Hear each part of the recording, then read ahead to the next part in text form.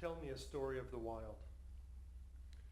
Tell me a story of how you picked the berries and dug up the roots, of when you saw the bear on top of the hill staring you down, or when you and your sisters would swim, unclothed in the full moon tides, of brackish waters in the bay where you were born.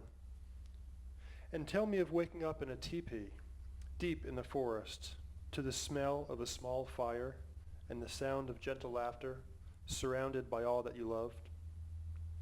Darling, take me on a trip through the wilderness of your mind, to where the air is as pure as the heart of a child, and we are as free as two wolves in the wild.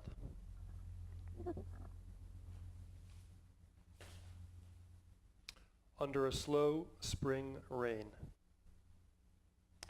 You told me you couldn't sleep this morning from 3 to 5, when all was gray and sleeting. It was nice to lay there, you said, and listen in the comfort of shadows to the cold pellets of rain tapping on the roof.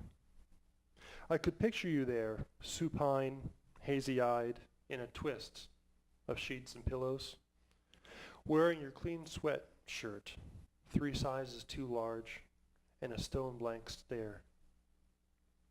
I would love to have been with you between your thoughts and dreams, soaking you in like the earth under a slow spring rain.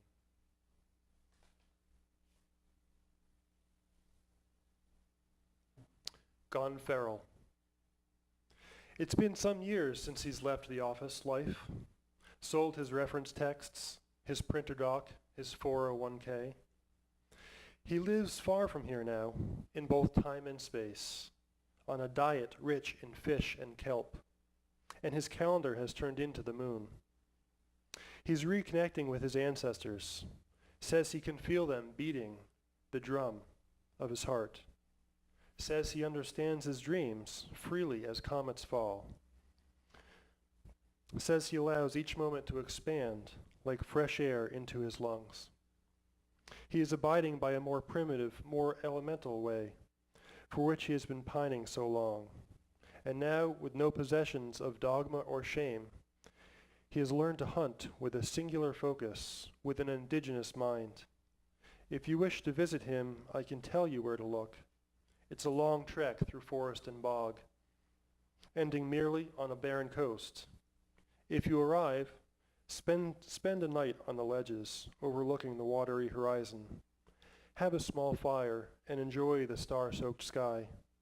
At daybreak, make your way down to the sea.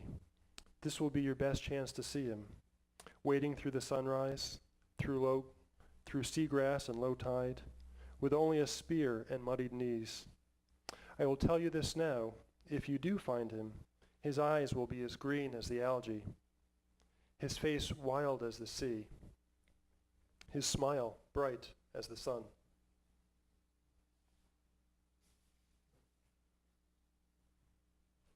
Scar.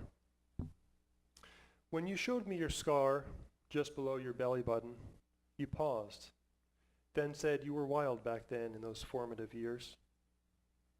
Yogis from 4 millennia past have described this part of our body as sacred, as our core, our second chakra.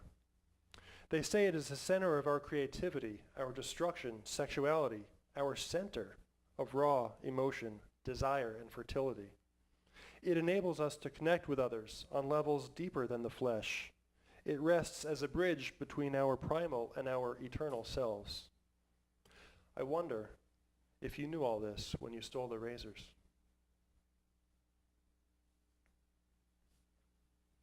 Quiver. It was surprisingly cold last night, late spring. We reawakened the extra comforter. It smelled of winter nights, of smoke from our fire, and it felt heavier than I remembered. Ready for bed, we donned our nightcaps you purchased yesterday. They made us look like elves. We laughed, climbing into bed, quivering from the cold. It felt so good to hold you.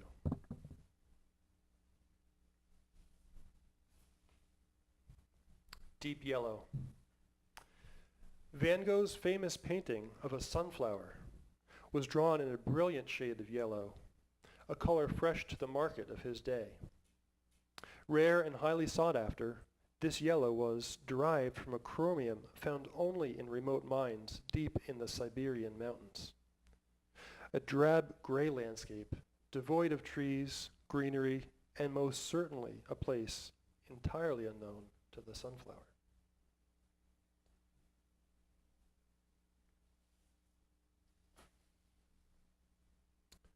Night swimming. Dark moon, full water, crisp air. My shoulders shiver as I tread water, small ripples licking my neck.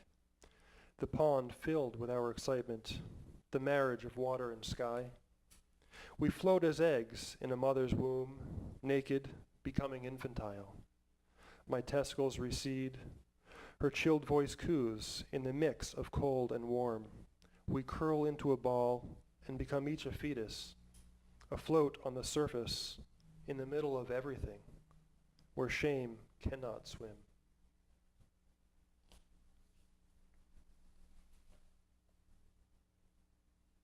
Evening.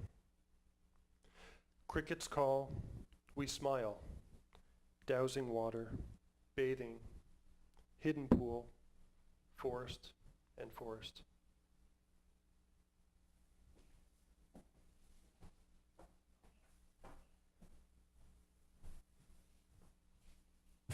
Thank you.